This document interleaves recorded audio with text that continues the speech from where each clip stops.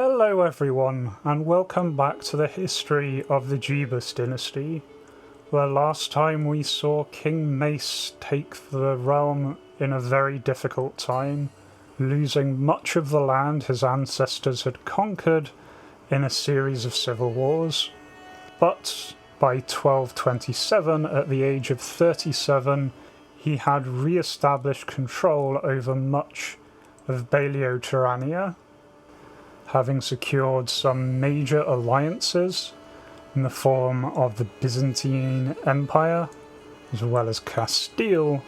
He was well placed to be able to push outwards. Mace's daughter Anis came of age in 1227, a fortune builder like her father. Just as the situation appeared to be brightening, dire news arrived from the east. The Mongol Empire had arrived at the borders of the Byzantine Empire, and Mace was honour bound to send his troops to defend. In addition to his own forces, he also raised the Knights Hospitaller, who, given the sheer size and scale of the Mongol Empire, Mace decided the only way to truly win this coming war was to kill the Great Khan. He started plotting with the Khan's vassals to have the man assassinated. And Mace's scheme worked. In 1229, his assassins killed the Great Khan, poisonous spider ending the warlord's life. Battle between the Western and Mongol forces was joined outside Basel.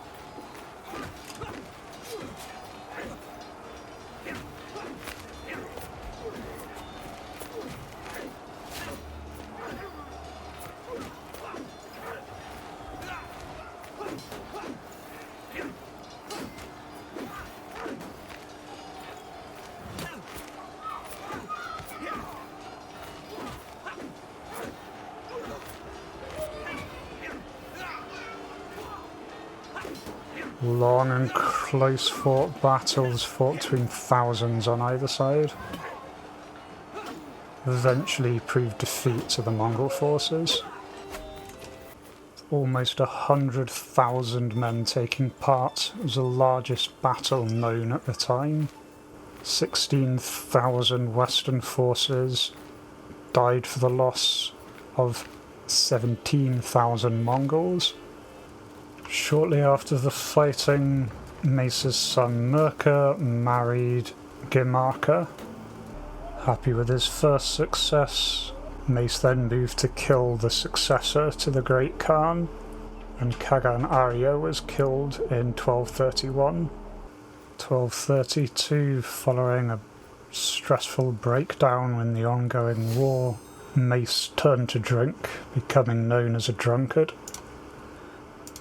Mace's daughter Sunda was married to the King of Bohemia to secure yet another alliance.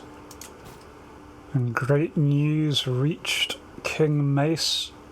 His son Mirka had just become the father of twins, a son and a daughter.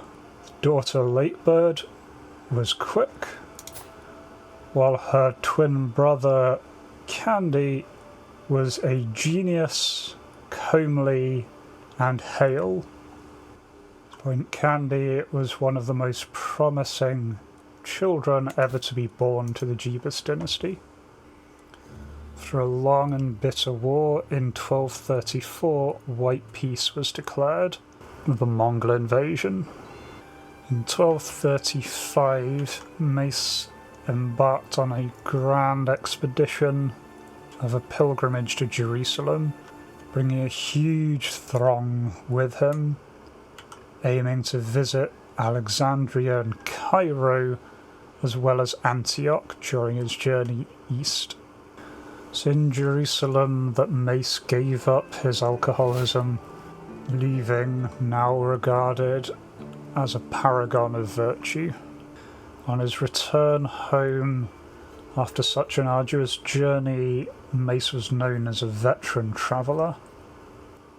The pilgrimage, which came at vast expense to the dynasty, was not purely out of piety, but also laid the ground for Mace to be able to declare a holy war on the Crusader Sultanate, a land long desired by his ancestors. Now he was in the position to finally attempt to seize this corner of Africa. Not wanting to take any chances, Mace immediately called on his allies for assistance. And it was for this new holy war that the Jebus dynasty became known for generational belligerence. Inspired by Mace's dedication to launching a holy war himself, the Pope would not be outdone and called for a second crusade towards Jerusalem. Mace pledged his soldiers. Mace's second son army came of age in 1238, known for being Herculean. It was in 1238 that a jihad was called against the Kingdom of Gallica. Religious war was breaking out all across Europe. A crushing victory at the Battle of Tyre saw Jebus's holy war pushing towards a decisive win. Second battle at Abyssinia brought the war to an end. The Crusader Sultanate being brought under Jebus's control. Seeing great things ahead for his grandson Candy, Mace paid an exorbitant fee to send the child to university.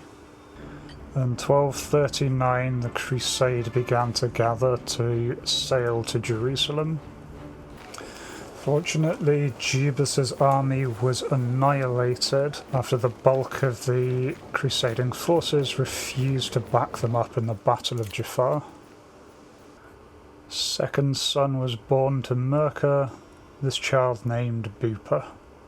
After a string of bitter defeats, the Crusaders were finally able to snatch a victory at the Battle of Tiberias, still losing heavily.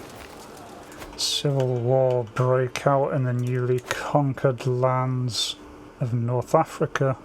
Unable to spare any troops, Mace Jebus called on his allies to fight the civil war in his stead. However, once again betrayed by his allies, Mace's troops lost the Battle of Jerusalem, 10,000 allies waiting on outside, refusing to engage. And so, with their inability to coordinate, the crusade became a failure once again. Mace's troops returned to Sicily, bitter at the papal forces' betrayal. And for his work on building up the realm throughout his reign, Mace was also known as an architect. In his later years he shifted, focusing on scholarship. However, the peace was short-lived, and in 1244 Mace was once again called into war against the Mongol Empire, this time the Byzantines' attempt to recapture some land. This time there would be no support from the Knights Templar, as the new Khan had converted to Christianity. The Sicilians engaged the Mongol army at the Battle of Petra. It's a closely fought battle, with the Sicilians outnumbered 2-1, attacking the Mongols as they came ashore. However, they killed twice as many as they lost, scoring a great victory. However, the Byzantines were struck with a major defeat at the Battle of Kinsi, losing 20,000 men. Once again, Mace's forces watched as their allies walked away from them. Instead of reinforcing them at the Battle of Tau, the Byzantines turned away, leading to 9,000 of Mace's troops to be massacred. As defeats began to pile on the Byzantine forces, Mace refused to send any more troops to their deaths. And shortly after, the war was ended. Mace, however, turned to his own land, distrustful of his allies who had abandoned him so many times. However, the Byzantine Empire was then invaded wholesale by the Mongol Empire, and this Mace could not allow, fearing the Mongol encroachment from the east. However, having gained enough fame from the various battles, Mace was able to put one of his final goals into play and employed primogeniture throughout his realm. No longer would the realm be divided amongst the children.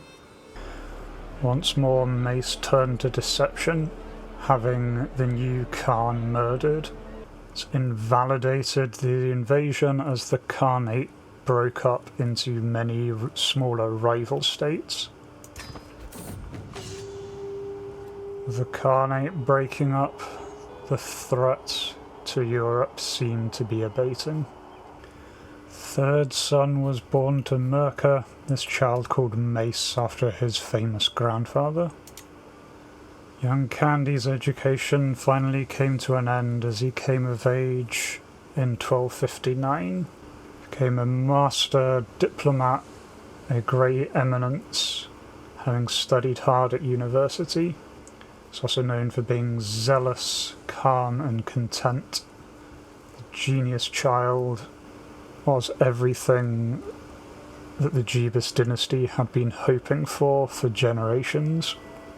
His sister Latebird also excelled at her studies, becoming a mastermind philosopher. Candy was then married to the genius Countess Bertha of Troyes, and a grand wedding was hosted. As the wedding bells chimed, it is there that we leave our story. Throughout his long and difficult reign so far, Mace had fought to keep his realm together, fighting religious wars and Mongol invasions, as well as upstarts within his realm. He had kept it together and paved the way for primogeniture within his kingdom. Next time we will continue and look as the Jebus dynasty attempts to form a true empire in the Mediterranean. For now though, thank you for watching, and until next time, farewell.